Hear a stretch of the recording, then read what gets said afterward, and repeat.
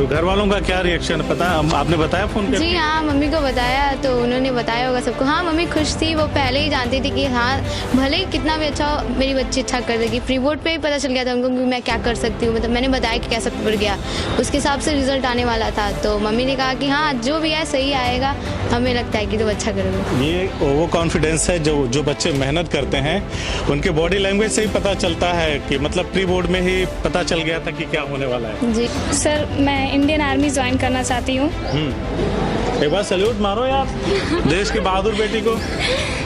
Indian army. Yes sir. अच्छा, सारे लोग बेटा डॉक्टर, कोई इंजीनियर, कोई IITN बनना चाहता है, इंडियन आर्मी क्यों? सर, ये मेरा थॉट है कि मुझे देश की सेवा करनी है। देश की सेवा तो किसी भी तरीके से कोई कर सकता है, लेकिन मुझे इंडियन आर्मी ही ज्वाइन करनी है। एक तरीके से पूरा अपना लाइफ का पूरा 100% मुझे अपने देश के लिए बस देना है बस। तो पढ़ती प्रिपरेशन अपनी बोर्ड के लिए कर रहा था, पर कोविड-19 ऐसा आ चुका था कि हमारी प्री बोर्ड से रिजल्ट डिसाइड हो चुका। अगर बोर्ड होता तो मेरा रिजल्ट और बेटर हो सकता था, पर प्री बोर्ड के हिसाब से भी रिजल्ट हुआ तो फिर सेटिस्फाई होना पड़ा। बट मैं इस नंबर से उतना सेटिस्फाई नहीं हूँ जितना अगर बोर्ड होता तो कुछ और नज़ारा कुछ और होता। यस सर, और बेटर रिजल्ट होता।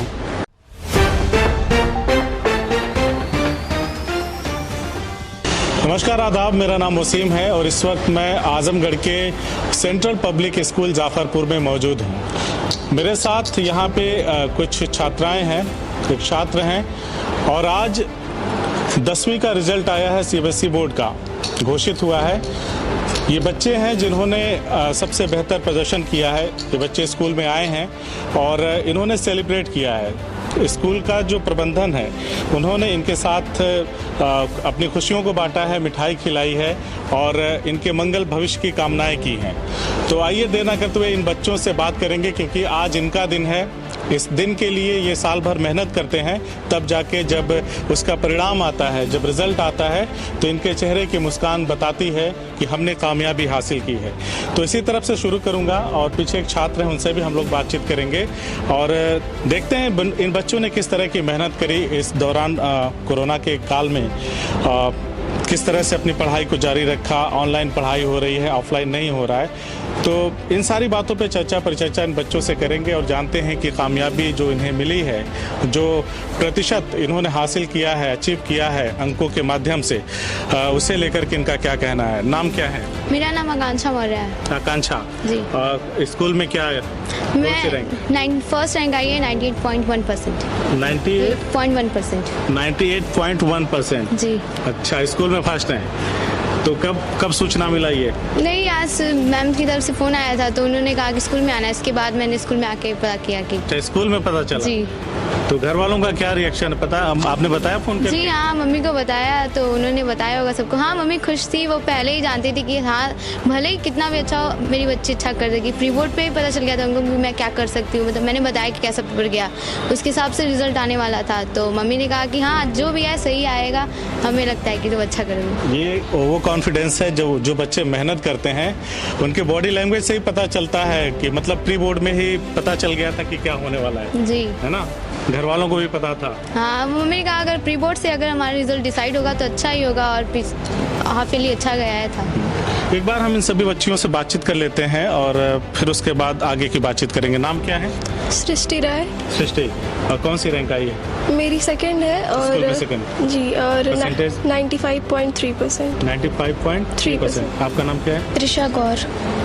कौन सा आपको स्थान है विद्यालय में? कौन सा? 4th rank. 4th रैंक हासिल किया आपने। कितना % मार्क्स आए? 93.6%। एक बार परिचय सबका करते चलते। नाम बताइए। दीप्ति गुप्ता। दीप्ति, कौन सी रैंक है? 5th। मार्क्स कितने? 93.2%। आपका? सेजल पाठक।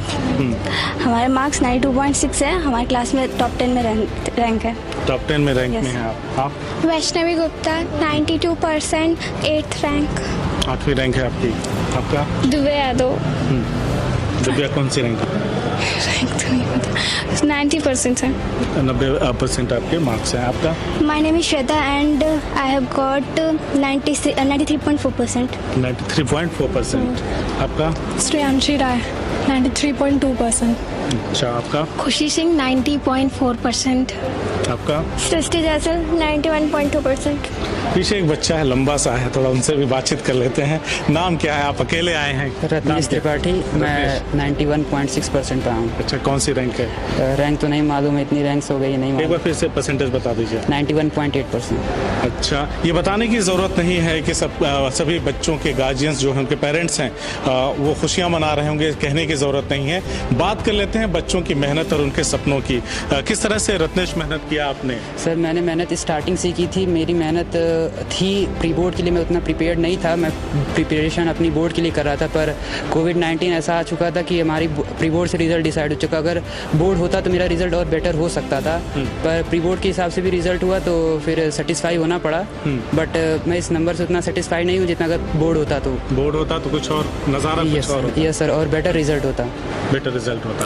सर तो आपके पेरेंट्स का क्या सपना है? आगे क्या करना है आपको? किस तरह? सर मेरे पेरेंट्स का सपना है, मेरे पापा एक लॉयर हैं और मेरे पापा बस एक ही हैं कि लॉयर हैं, तो उनका एक ही सपना कि मेरा एक यूपीएससी क्रैक, एक सिविल सर्वेंट जो देश की सेवा कर सकूं, और मेरे अंदर उतनी एबिलिटी है कि मैं अपने देश की सेवा कर सकता हूं। बिल्कुल।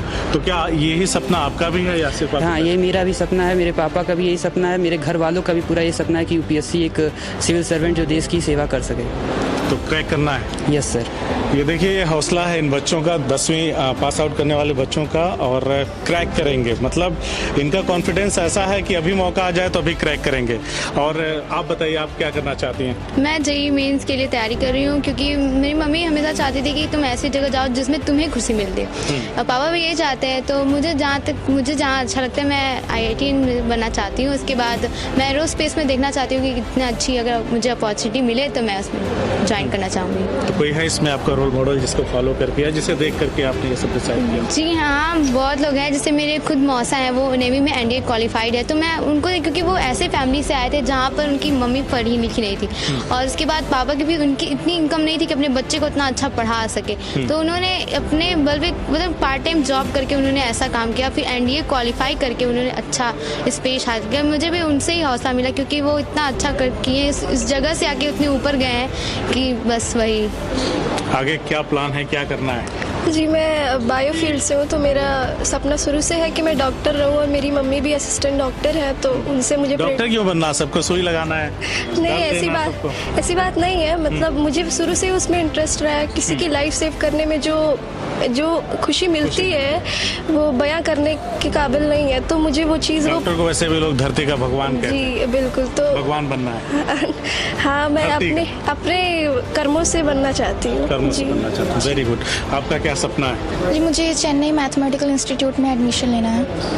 कहाँ पे? Chennai mathematical institute. तो उसके लिए क्या तैयारी? उसके लिए वहाँ पे मुझे इकोनॉमिक्स बनने की तैयारी करनी है, और उसके लिए मैं मैथ्स में आगे बढ़ना चाहती हूँ, और मैथ्स और फिजिक्स से ही आगे बढ़ना है। अच्छा, और कोई सपना कुछ बनना है? इकोनॉमिस्ट। अच्छा, चलिए, अर्थशास्त्री बनेंगे, देश का उद्धार करेंगे, हमारा देश मुश्किलों में फंसा झंझावतों से बाहर लाएंगे बच्चे। आपका क्या सपना है? मेरा सपना मुझे सॉफ्टवेयर इंजीनियरिंग करनी है, मैथ से पढ़ना है।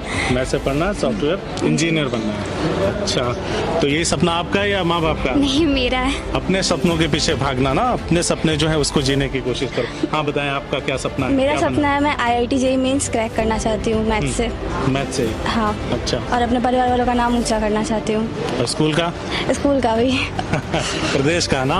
पूरे योगी देश जी हमारे मुख्यमंत्री हैं, पूरे प्रदेश का नाम रोशन करना। पूरे प्रदेश का देश नाम रोशन करना चाहती हूँ। आपका? तो मेरा डॉक्टर बनने का सपना है। डॉक्टर उनको देख के या? नो सर, ये मेरा बचपन का सपना है। तो बचपन?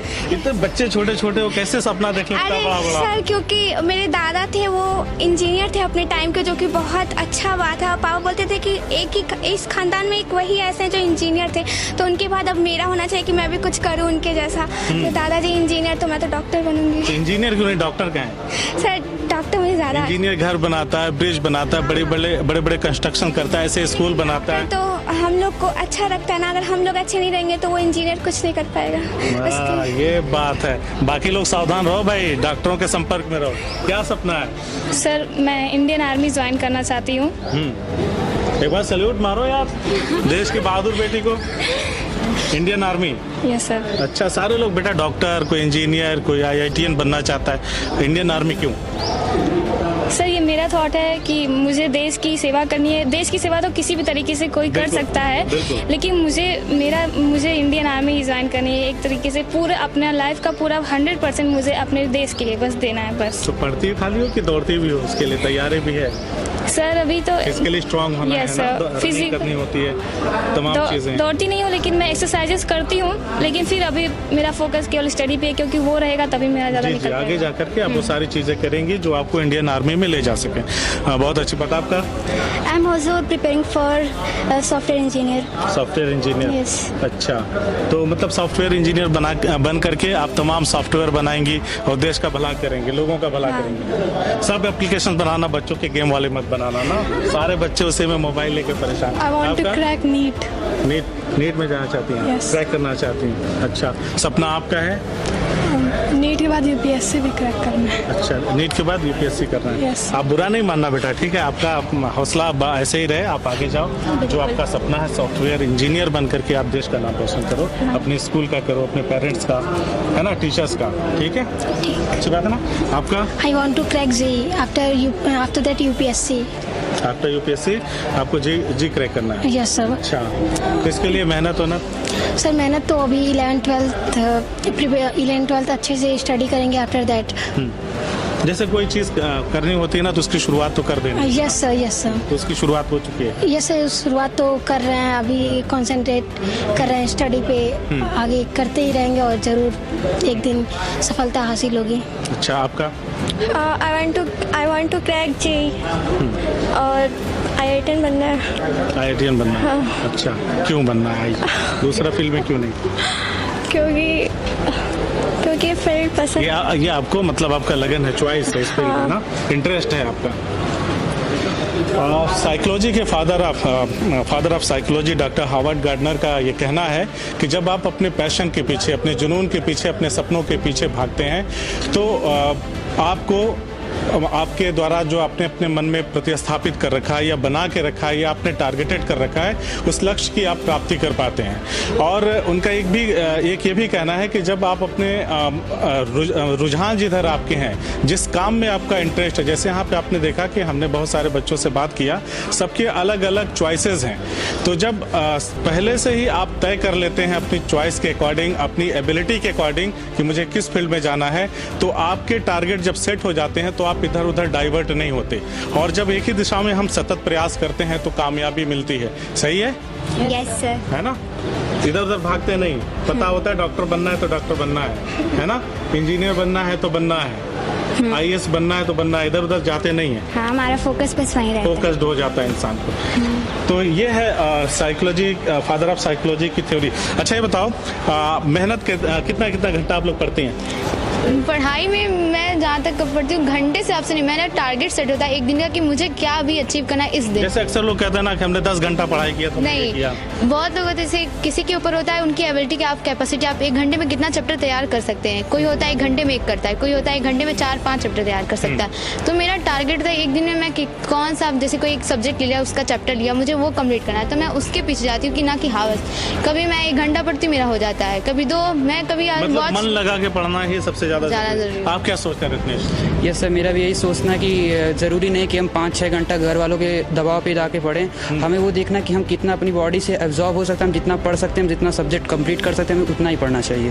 बिल्कुल सही बात है। आप क्या सोचते हैं इसको लेकर के? जी, मेरा यही मानना है कि आपकी जितनी कैपेसिटी हो आप उतना ही पढ़ें और उसको कवर करना चाहें जितने। अच्छा, सफल होने के लिए क्या 10 घंटा पढ़ना जरूरी है? नहीं, बिल्कुल नहीं। जैसा आकांक्षा ने बताया वैसा नहीं, अगर आपकी कैपेसिटी वो 10 घंटे की चीज़ 5 घंटे करने में है या फिर 2 घंटे घंटे में है तो आप उतने में कर सकते हैं। तो वो आपके ऊपर डिपेंड करता है कि आप अपने बॉडी को किस हिसाब से मॉडरेट कर सकते हैं। और आपका अपने लक्ष्य के प्रति ध्यान कितना है, केंद्रित है, वो भी जरूरी है ना।